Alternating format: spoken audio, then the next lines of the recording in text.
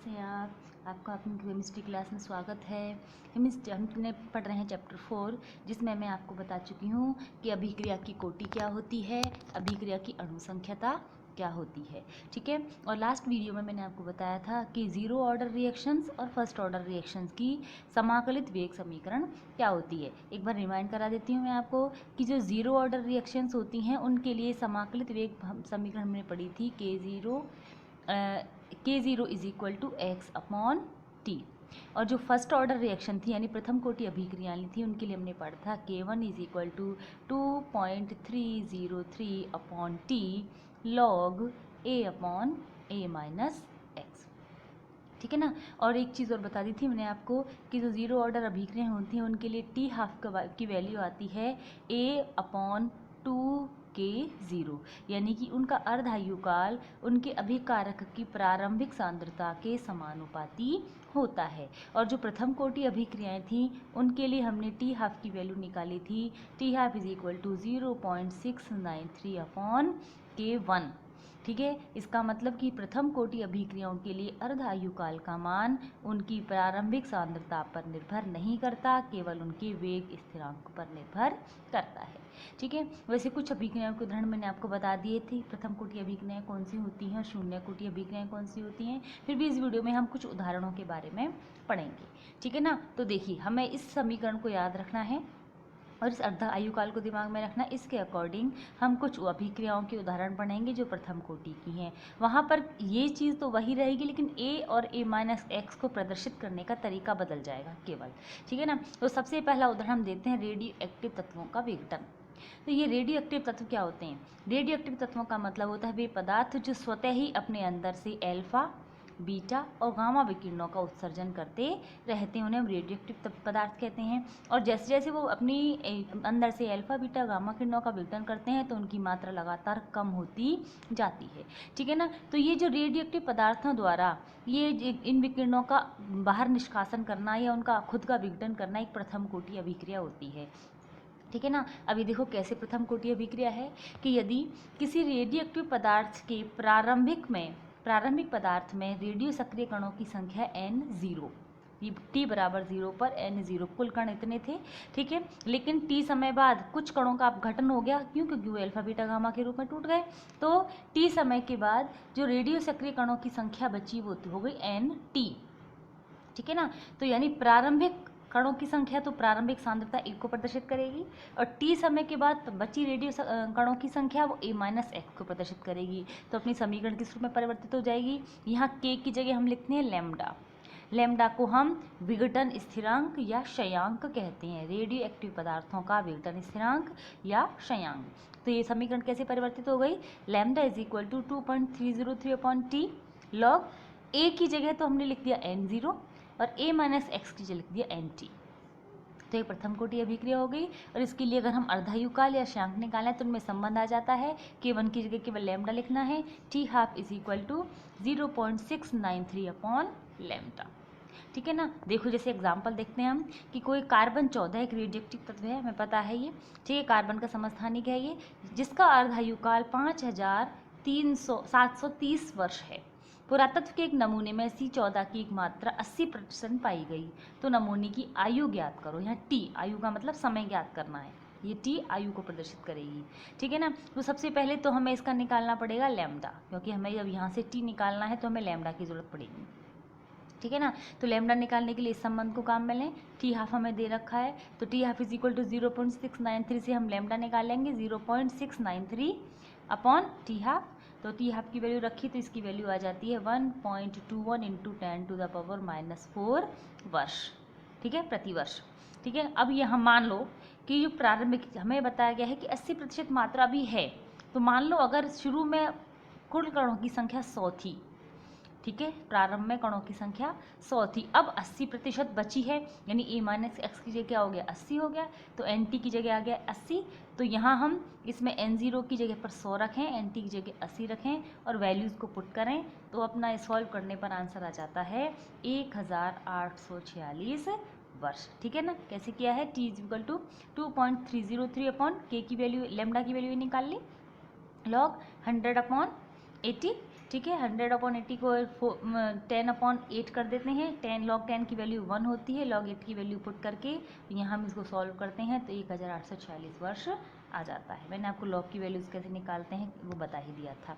ठीक है ना, क्लियर। पहला एग्जाम्पल समझ में आ गया कि कोई भी रेडियो सक्रिय तत्वों का जो विघटन है वो हमेशा प्रथम कोटि अभिक्रिया होती है, जहाँ प्रारंभिक सांद्रता को n0 से प्रदर्शित करते हैं और t समय के पश्चात बचे कणों की संख्या को यानी a-x को nt से प्रदर्शित करते हैं। और यह वेग स्थिरांक k1 के स्थान पर क्षयांक या विघटन स्थिरांक लैम्ब्डा का उपयोग किया जाता है। क्लियर।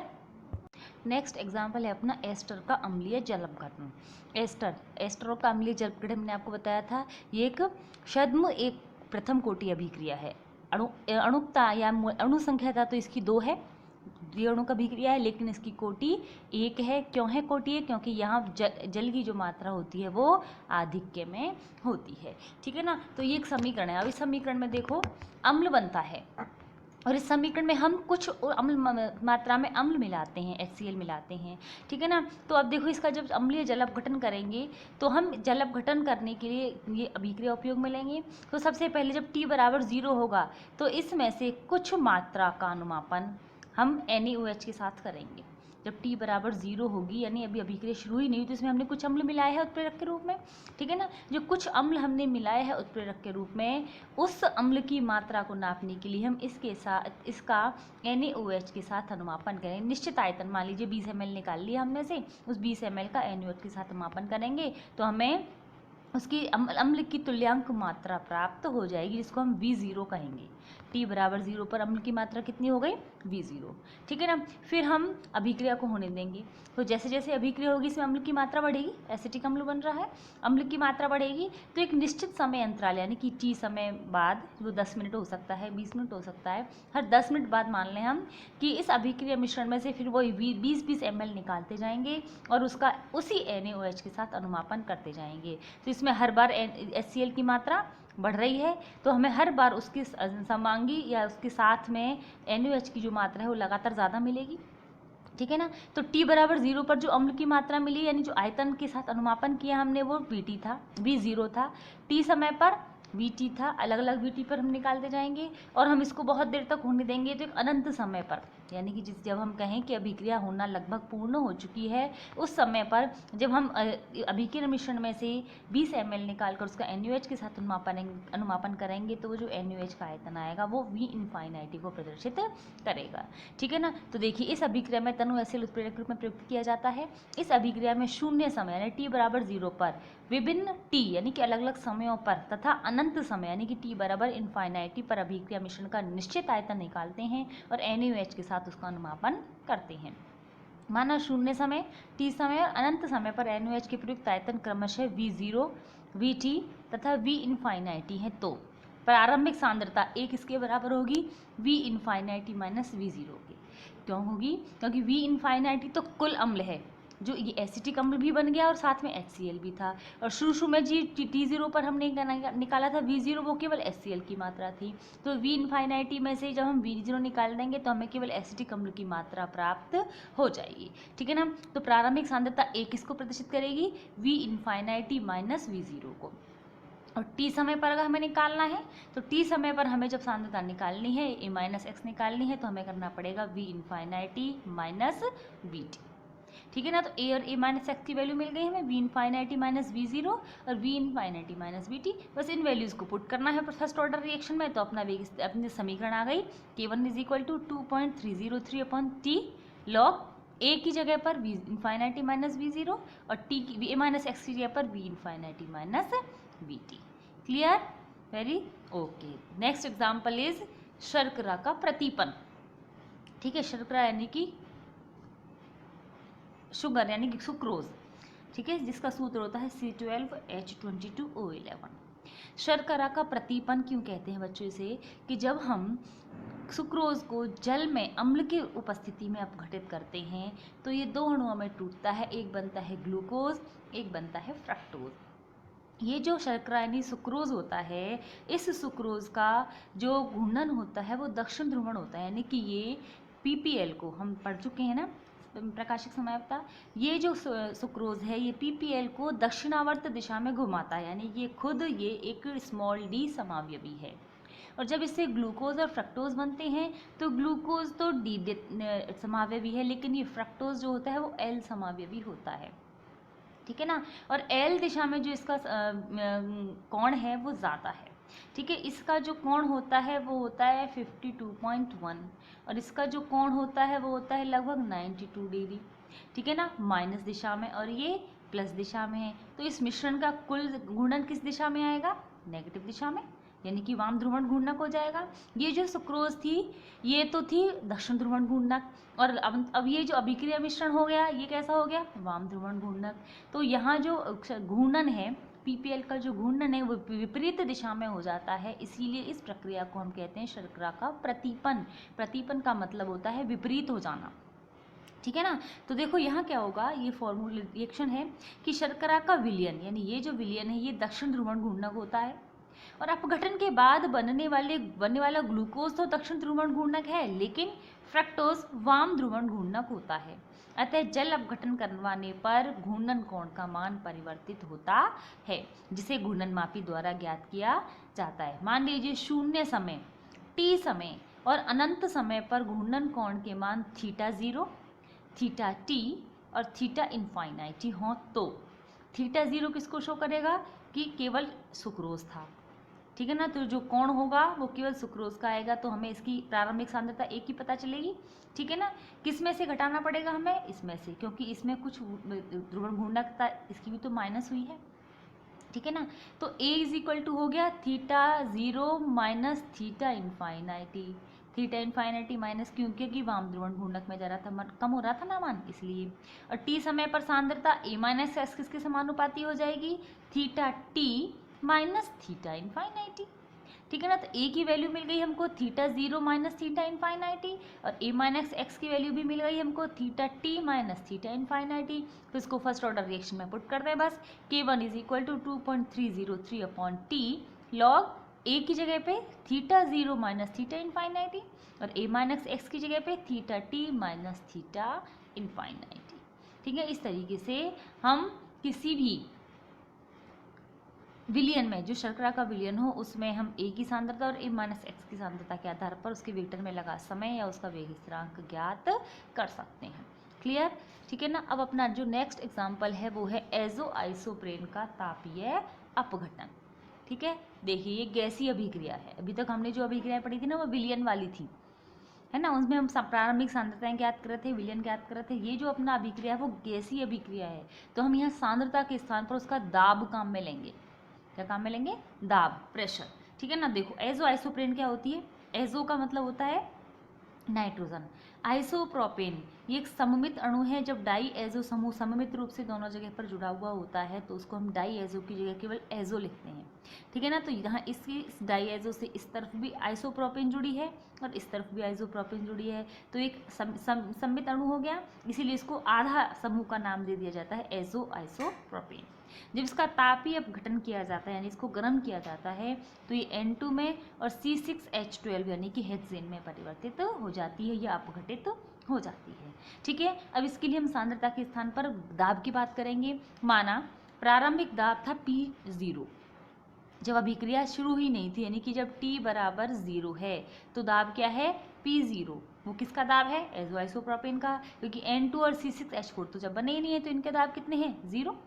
T समय पश्चात इसकी कुछ मात्रा N2 और C6H4 में अपघटित हो गई, तो T समय पश्चात मान लीजिए इसके P दाब में कमी हुई तो इसका भी P दाब बन गया और इसका भी P दाब बन गया।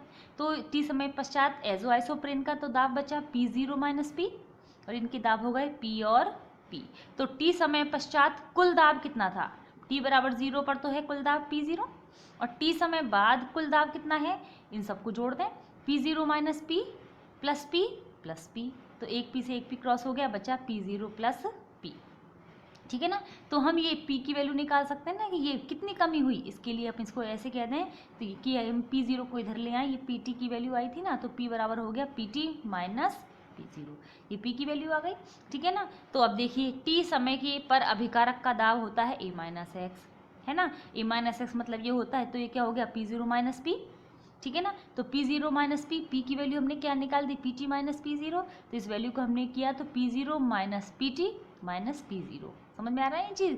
टी समय पर अभिकारक का दाब ये था ना P0 माइनस पी, तो हमें यही निकालना है क्योंकि ये तो होता है ए के रूप में और ये होता है ए माइनस एक्स के रूप में। तो ये तो ए को प्रदर्शित कर रहा है, ये तो हो गया ए और ये हो गया ए माइनस एक्स। ए की जगह तो हमें कोई प्रॉब्लम है नहीं, इसका वैल्यू निकालनी है हमें, इसके लिए हमें पी की वैल्यू चाहिएगी।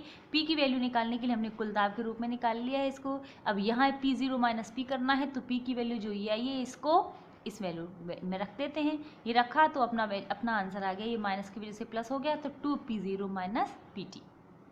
ठीक है ना, ये आ गई किसकी वैल्यू, a माइनस एक्स की वैल्यू। तो बस फर्स्ट ऑर्डर रिएक्शन में हमें क्या करना है, K1 is equal to 2.303/T log a की जगह तो P0 हो गया ये, और a माइनस एक्स की वैल्यू हमने क्या निकाल ली, a माइनस एक्स मतलब क्या था P0 माइनस पी, इसकी वैल्यू निकाली 2P0 माइनस PT, तो ये आ गया 2P0 माइनस PT। समझ में आ गई चीज़। ठीक है ना, अब हम देखते हैं इसके कुछ एग्जाम्पल्स, कुछ न्यूमेरिकल्स की प्रथम कोटि अभिक्रियाओं के न्यूमेरिकल्स कैसे सॉल्व किए जाते हैं। देखिए एक पदार्थ का वियोजन प्रथम कोटि अभिक्रिया है, उसके लिए A बराबर 2.00 m से प्रारंभ करने पर 200 मिनट बाद A की मात्रा 0.250 m हो जाती है। ठीक है ना, शुरुआत में A तो इतनी थी और बाद में a माइनस एक्स की जगह वैल्यू ये आ गई, तो उसका t हाफ और वेग स्थिरांक K1 की गणना करो। ठीक है, सबसे पहले अपन को K1 ज्ञात करना पड़ेगा। क्या दिया है, प्रारंभ में a की वैल्यू यानी स्मॉल a 2.0 m, ठीक है ना, और 200 मिनट बाद इतना बच जाता है तो ये a माइनस एक्स के रूप में रह गया, बच जाता है तो बची हुई मात्रा a माइनस एक्स को प्रदर्शित करेगी और t कितना दिया गया 200 मिनट, तो इसके लिए k की वैल्यू निकालें हम तो 2.303/2 200 लॉग a की value 2.00 upon a minus X की वैल्यू 0.250। ठीक है ना, ये सॉल्व किया, लॉग 8 आ गया। लॉग 8 कैसे निकालेंगे हम, लॉग 8 का मतलब हो गया लॉग 2 टू द पावर 3 या 3 लॉग 2। लॉग 2 की वैल्यू क्या होती है 0.3010, वैल्यू पुट कर दी। ठीक है ना, आंसर निकाल देंगे इस तरीके से। ठीक है ना, अब आपको सॉल्व करना है या इसका आंसर निकालना है, ये K1 आएगा, फिर T हाफ निकालना है तो 0.693/K1, 0.693 तो ये K1 की वैल्यू यहाँ से आएगी, उसको हम पुट करेंगे यहाँ तो हमें इसकी T हाफ की वैल्यू भी प्राप्त हो जाएगी। क्लियर। एक एग्जाम्पल देखते हैं, किसी प्रथम कोटि अभिक्रिया के लिए वेग स्थिरांक का मान 60 सेकंड इनवर्स है, तो अभिक्रिया की प्रारंभिक सांद्रता का 1/10 भाग बचने में कितना समय लगेगा। सबसे पहले हमें वेग स्थिरांक दे रखा है ना, और टी निकालना है। ठीक है, समीकरण में क्या होती है, समीकरण अपनी होती है K1 is equal to 2.303/T log a/a minus X. अब हमें t निकालना है तो t को इधर ले गए तो k इधर आ जाएगा, तो समीकरण अपनी बच गई t is equal to 2.303/K log a/a minus X. ठीक है ना, k की वैल्यू हमें दी है। अब हमें ये कहा है कि प्रारंभिक सांद्रता का 1/10 बच जाए।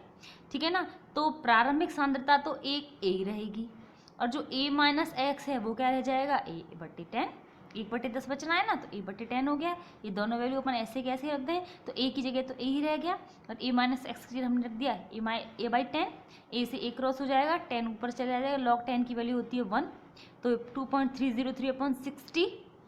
ठीक है ना,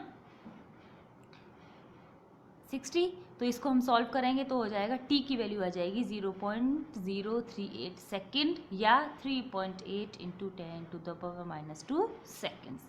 ठीक है ना, समझ में आ गई। अब देखो इस तरह से तो कुछ न्यूमेरिकल आते हैं, ठीक है, जिनमें जनरली लॉग की वैल्यू इसी तरीके से आती है, log 2, log 3, log 5, log 10, log 8, जिनको अपन कैलकुलेट कर सकते हैं। कुछ इसमें से प्रूव करने के सवाल आते हैं कि प्रूव करो कि है ये टाइम इतना गुना होता है, इस तरीके से। देखो मैं आपको क्वेश्चन बताती हूँ कि सिद्ध करो कि प्रथम कोटि अभिक्रिया को 99.9% होने में लगा समय उसके अर्ध आयुकाल का लगभग 10 गुना होता है, 99.9%। ठीक है ना, तो देखो यहाँ से हम पहले निकालते हैं। अब हमें पूछा है अर्ध आयुकाल का 10 गुना होता है, तो सबसे पहले अर्ध आयुकाल क्या होता है, T half is equal to 0.693/K1। ठीक है ना, ये तो अपनी बन गई इक्वेशन नंबर 1। अब अपन दूसरा टी निकालेंगे जब अभिक्रिया 99.9% पूरी हो चुकी होगी। तो जब टी बराबर टी 99.99 हो, तो अगर प्रारंभिक सांद्रता 100 है तो a माइनस एक्स कितनी बची 99.9 तो हो चुकी, तो बची कितनी, 100 में से 99.9 घटा दिया तो आ गया 0.1। इतनी ए माइनस एक्स की वैल्यू 0.1, समझ में आ गया ना। अगर हमसे ये कहा जाए कि अभिक्रिया हमारी 80% हो गई है तो हम उसको 100 में से 80 घटा कर निकालेंगे तो ए माइनस एक्स अपना आ जाएगा 20। अगर हमसे ये कहे कि हमारी अभिक्रिया 75% हो गई है तो ए माइनस एक्स क्या आ जाएगा, 100 माइनस 75 यानी कि 25। हमसे कोई कहे कि अभिक्रिया 40% पूरी हुई है तो ए माइनस एक्स बराबर क्या आ जाएगा, 100 माइनस 40 बराबर 60। ठीक है ना। अगर हमसे कोई कहे कि अभिक्रिया 90% पूरी हो गई है तो 100 माइनस 90 यानी कि 10, ए माइनस एक्स की वैल्यू हो जाएगी। हमसे कहा जाए 99% पूरी हो गई है तो ए माइनस एक्स हो जाएगा 100 माइनस 99 यानी कि 1। ठीक है। और हमसे यहाँ क्या क्या कहा गया है, 99.9% पूरी हो गई है यानी कि 100 माइनस 99.9 तो ए माइनस एक्स की वैल्यू क्या आ गई, 0.01, सॉरी 0.1। ठीक है ना। तो इस तरीके से ये 0.1 आ गई। अब इनकी वैल्यूज पुट कर दें तो T99.9 इज इक्वल टू क्या हो जाएगा, 2.303 अपॉन के लॉग ए की जगह पे 100 और ए माइनस एक्स की जगह 0.1। ठीक है ना। ये यहाँ होगा तो ये लॉग 1000 हो गया। लॉग 1000 की वैल्यू क्या होगी, 10 की वैल्यू, लॉग 10 की वैल्यू होती है 1, लॉग 100 की वैल्यू होती है 2, लॉग 1000 की वैल्यू होती है 3। जितने जीरोस बढ़ते जाएंगे वैल्यू उतनी ही, जितने जीरो होंगे उतने ही अंक, उतना ही इसका लॉग की वैल्यू होती है। तो हमने 3 की वैल्यू रख दी, मल्टीप्लाई किया तो T99.9 का मान कितना आ गया, 6.909 के। ये आ गया समीकरण नंबर 2। ठीक है ना। के की फॉर्म में निकालना था क्योंकि के की वैल्यू हमें दी नहीं ना। अब टी हाफ तो था ये और T99 पॉइंट ये है। अब हमें से ये कहा गया कि ये वाला समय इसका लगभग 10 गुना होता है तो इस समीकरण में इस समीकरण का भाग लगा दें, यानी कि 99% पूरा होने में लगे समय बटे अर्धायुकाल। ठीक है ना। तो इस वैल्यू को पुट करेंगे हम तो T99.9 तो आ गया 6.909 अपॉन के और टी हाफ होता है 0.693 अपॉन के। ठीक है ना। तो यहाँ से के से तो के कट जाएगा, ये बचेगा 6.909 अपॉन 0.693 लगभग बराबर हो गया 10 के। ठीक है। तो ये प्रूव हो गया कि T99.9 upon T half is equal to लगभग 10। समझ में आ गया ना। ठीक है ना। इस तरीके से बहुत सारे रिलेशंस हैं बच्चों जो आपको ऐसे काम में आएंगे। देखो कौन कौन से हैं। देखो T75 जो होता है उसका वो हमेशा होगा 2 इंटू टी हाफ, यानी कि किसी अभिक्रिया की 75% होने में लगा समय उसके अर्धायुकाल का 2 गुना होता है। ठीक है ना। ऐसे T87.5 यानी कि किसी अभिक्रिया के 87.5% होने में लगा समय उसके अर्धायुकाल का 3 गुना होता है। अगला है T93.75 यानी किसी अभिक्रिया के 93.75% होने में लगा समय उसके अर्धायुकाल का 4 गुना होता है। ये मैंने भी आपको प्रूव करके बताया था कि T99.9 is equal to 10 into T half, यानी कि किसी अभिक्रिया के 99.9% होने में लगा समय उसके अर्धायुकाल का 10 गुना होता है। ठीक है ना। इसी तरीके से 99.9% होने में लगा समय 90% होने में लगे समय का 3 गुना होता है। इसी तरीके से 99% होने में लगा समय 90% होने में लगे समय का 2 गुना होता है। ठीक है ना। देखो जैसे मैंने क्वेश्चन दिया है यहाँ कि सिद्ध कीजिए कि प्रथम कोटि अभिक्रिया के 99.9% पूर्ण होने में लगा समय 90% होने में लगे समय के 2 गुना होता है। तो हम T9 ए तो सबके लिए 100 रहेगा, दोनों ही वैल्यूज निकालेंगे ना हम। तो जब T99 निकालेंगे तो ए माइनस एक्स की वैल्यू आ जाएगी 100 माइनस 9 यानी कि 1, और जब T90% के लिए निकालेंगे तो ए माइनस एक्स की जगह जाएगा 100 माइनस 90 यानी कि 10। तो ये ए माइनस एक्स की वैल्यूज़ हैं, इनको पुट करेंगे हम। जैसे मैंने अभी आपको बताया था ये, तो ए की वैल्यू सब जगह 100 ही रहेगी अपॉन ए माइनस एक्स की हम अलग अलग लिख देंगे। ठीक है ना। तो फिर लॉग की वैल्यू लॉग 10 इसी तरीके से वो उसमें आएंगी तो यहाँ अपना समीकरण अपने आप आ जाएगा। ठीक है। ये वाला 99 और 2 ये हो जाएगा। ठीक है ना। एक क्वेश्चन और बता देती हूँ कि SOCl2 को प्रारंभिक मात्रा से आधी मात्रा में विभाजित करने में 60 मिनट का समय लगता है। आधी मात्रा विभाजित होने में टी अर्धायुकाल हो गया ये। ठीक है। तो वेग स्थिरांक ज्ञात करो जबकि अभिक्रिया प्रथम कोटि की हो। टी हाफ दे रखा है, प्रथम कोटि के लिए टी हाफ बराबर होता है 0.693 अपॉन के। तो के की वैल्यू क्या आ गई 0.693 अपॉन टी हाफ, तो 0.693 अपॉन 60, तो के का मान आ गया 0.0115 मिनट इनवर्स। ठीक है ना। एक और देखो बहुत इंपॉर्टेंट तरह का क्वेश्चन है कि किसी प्रथम कोटि अभिक्रिया के 5 अर्धायुकालों के पश्चात अभिक्रिया की कितनी भिन्न बचेगी। बची हुई भिन्न ज्ञात करो 5 अर्धायु कालों के बाद। ठीक है ना। तो देखो एक तो तरीका ये है कि 5 अर्धायु कालों के बाद निकालना है, तो हम इस तरह से 1 2 3 4 और 5 अर्धायु काल होगा 1 2 3 4 5। यहाँ ए बराबर क्या था 100, यहाँ बचेगा 50, फिर यहाँ बचेगा 25, फिर यहाँ बचेगा 12.5, फिर यहाँ बचेगा 6.25, फिर इसका भी आधा कर देंगे हम। ठीक है ना।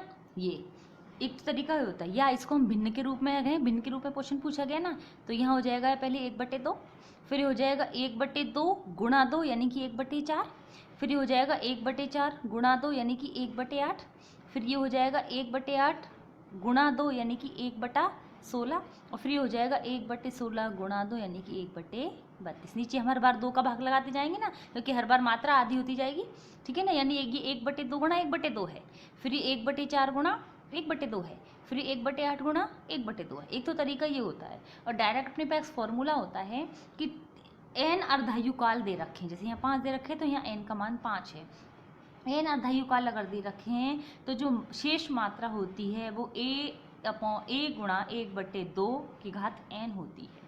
ठीक है ना। तो देखो एक तो मैंने तरीका बताया कि 5 अर्धायु कालकों के बाद कितनी भिन्न बचेगी 1/32। इसको हमने फॉर्मूला से कैसे कर लिया, बची हुई मात्रा क्या होगी a - x/a, एक को इधर ले आए, ये भिन्न के रूप में तो यही आएगी ना। तो ये क्या क्या आ गई 1/2 की घात n, 1/2 की घात n कितनी थी, कितने अर्धकायु काल थे 5 लगा दिया, तो इसका मान आ गया 1/32। ठीक है ना। कैसे आ गया 1/2 गुणा 2 गुणा 2 गुणा 2 गुणा 2, यही हुआ ना 1/2 की घात 5 का मतलब, तो आ गया 1/32। ठीक है। अब मैं समझती हूँ आपको प्रथम कोटि अभिक्रियाओं की न्यूमेरिकल्स और उनसे संबंधित जो संबंध हैं, जो मुख्य संबंध हैं, वो आपको समझ में आ गए होंगे। ठीक है ना। Thank you.